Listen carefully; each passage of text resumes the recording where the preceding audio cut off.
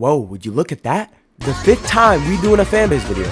Yup, definitely didn't predict that one, huh? So, my last fanbase video got demonetized. Gee, I wonder why. It is what it is, though. Anything just to make y'all laugh, I guess.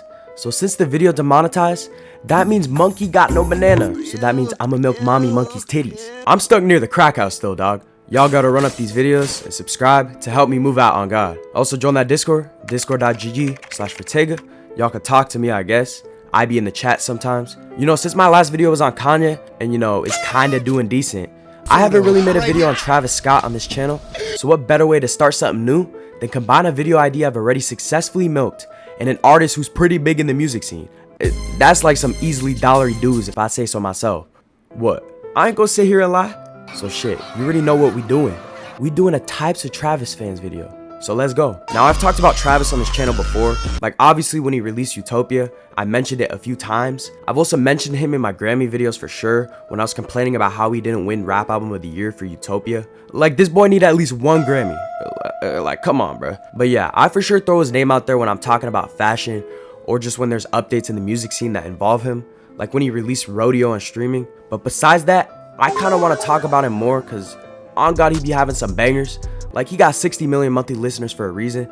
I don't give a fuck if we not talking about the underground like I sometimes do. That's like hella reach for an artist. And also hella reach for me cause I be leeching off all this shit. Like come on dog. This the Fortnite dude we talking about. If there's one thing we know about making money in this business, is that entertainment capitalizes off the kids. Don't misinterpret my words now though. I ain't having it with y'all fucks in the comment section lately. Anyways, to all y'all 12-year-olds who clicked on this video, or just normal motherfuckers like me, I'm gonna try to describe all y'all to the best of my abilities, but don't expect me to say some shit you might like. Truth hurts, bro. But yeah, we starting off with the Travis fan that's obviously just a 12-year-old Fortnite kid. These Travis fans are pretty common, especially with the mainstream success of Astroworld and parts of that album becoming a meme. Sicko mode. You already know the preteens about to disobey that parental guidance sticker on the cover and start bumping lyrics they have no idea the meaning to. But hey, it's the Fortnite guy, and his shit is catchy. So you know the next time he gets on aux in the car on the way to school, he about to play Fiend and Sicko mode in front of his mom, and he about to get his ass whooped for sure too, cause he thought highest in the room meant having strength, courage, and showing confidence. Like y'all ever see those school dances where they bumping Fiend and shit, and motherfuckers will comment some shit like, "Last night was a movie, bro." That's what I imagine who new gen Travis fans are. Like yeah, it's excruciating to see the cringe as a grown-ass man, but hey, bruh, we ain't gonna sit here and act like we didn't regret how we were as kids too. Cause on God, when I look back at younger me, I wanna slap that little twink and beat the fuck out of him. Now new gens aren't just Fortnite kids. Guarantee most of Travis Scott's monthly listeners, just some casuals occasionally putting on his hits like Goosebumps, Butterfly Effect, Meltdown, Sicko Mode, and the most excruciating of them all, Fiend. That's just the new gen anthem for sure. But yeah, I'm sure some casual and new gen listeners might take some time to go a bit into his discography and add a few to the playlist. But for most, they just think of bro as the average mainstream artist, even though as you get a bit into his music, you'll realize he isn't just average, and he had a smart and creative come up. That's why this next group of Travis fans can appreciate just that. Yeah, I'm talking about the OG Travis fans. Now these Travis fans appreciate his older work the most, and for some, they followed him back during his come up working for Kanye and during the Al Pharaoh and Days Before Rodeo days. These Travis fans, the diehards for sure, and they not as common these days because of how popular bro is, but I'm sure some of his OG fans who saw the vision and were at the smaller venues are proud of him, and I'm also sure they can't shut the fuck up about how they knew him when he was underground. Like come on, that's just with every rapper that gets big though. Travis isn't gonna be discluded from that. With some of these OG fans or just people who like his older work like Rodeo, there's probably some who are gonna be Scrooges and say they don't like his new shit just cause they heard Fiend, even though I bet y'all were bumping that shit when it first came out. It just became more mainstream, huh? And also kinda annoying, but shit, you get my point.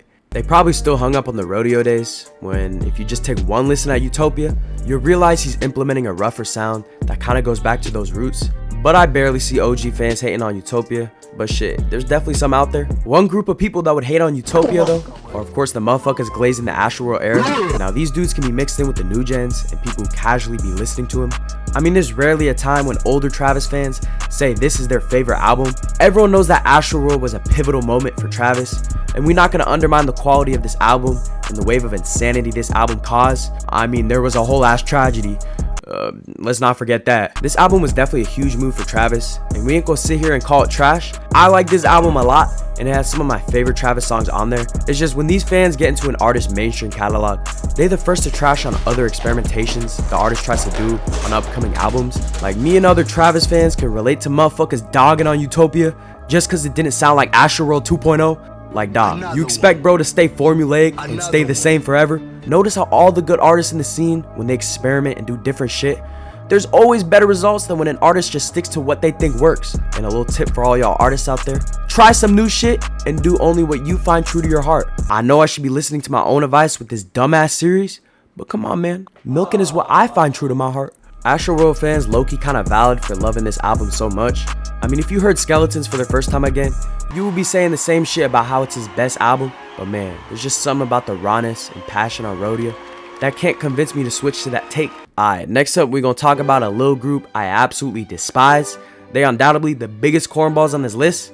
Yeah, I'm talking about the Resellers. They the dudes that be buying all the Travis Scott drops on the sneakers app, and also just buying all the hype beast shit in general. Yeah, y'all wanted that sweet retail price with those limited drop sneakers. Say bye-bye to that when you got a finance bro who says, yeah, I listen to Travis Scott, and the only songs he can name to you are just the obvious ones that give him zero credibility to be buying sneakers he don't give a fuck about to resell, unlike some real fans who just want some new drip. Like, his merch ain't bad, I own some of it myself, but I don't think it's that crazy for y'all to be losing your minds over this shit. Like, I could definitely see why people want these drops. They are limited after all, and to be honest, Travis Scott sneakers are just designed to cater to the resellers and make the demand for the sneaker go up, which we all know what that means. It's gonna turn into some overpriced hypebeast shit. I don't want to see no resellers justifying their scrapping antics in the comment section, but yeah, we moving on. Alright, last up, we obviously can't forget about a known stereotype in Travis Scott's fanbase: the Ragers. You know, Travis is known in the music scene for amplifying and encouraging fans to do some stupid shit at concerts. There have been countless times where he says, "You don't give a fuck how you get up on stage, or take your motherfucking ass home," you understand? Which, you know, this instigating often leads to many occasions of fans endangering themselves. One I actually witnessed live with my own two eyes at the Utopia tour, where I saw some kid almost get blown up. But you know, besides the occasional bullshit that happens at these concerts, these fans hopping on stage leave for some cool moments, and also more bullshit. Like the time this dude hopped on stage during a soft ass Travis song. Like, on God, Brody need to read the room. He just wasted his concert ticket, and on top of that, Travis didn't save his ass with security like he usually does. Rough night for real. But what else can I yap about when it comes to Travis's fanbase? All you need to know is, just like any other fanbase, there's cornballs, but also some cool people that share the same passions as you. It's always good to weigh the positives and negatives. And my ultimate conclusion with Travis's fanbase is it's not all that bad. Like, shit, compare that shit to Kanye's fanbase. His fanbase the only motherfuckers that would gather up at a Dave & Buster's and start praising Hitler. Anyways, that's the vid. Subscribe, join that Discord, like the vid. But yeah, we out.